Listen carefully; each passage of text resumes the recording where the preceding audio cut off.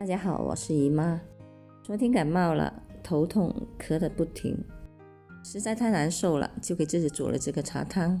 今天起来感觉好多了，估计今天再煮一次就可以了。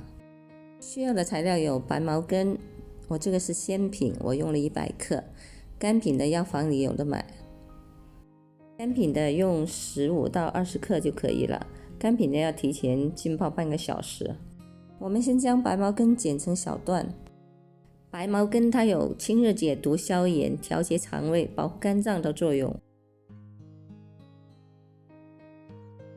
全部剪好后，我们用水把它清洗干净。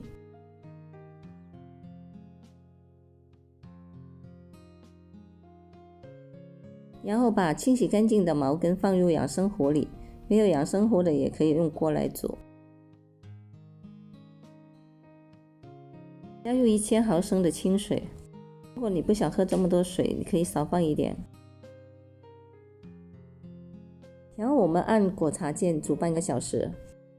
接着我们来准备鱼腥草100克。有的小伙伴都会搞错，以为这个是茅根，它们看上去是有点像，只是鱼腥草比茅根更粗一点。鱼腥草我们也把它剪成小段。鱼腥草也具有清热解毒、抗菌消炎的作用。剪好后，我们把它清洗干净，放一旁备用。这边的茅根也煮了30分钟了。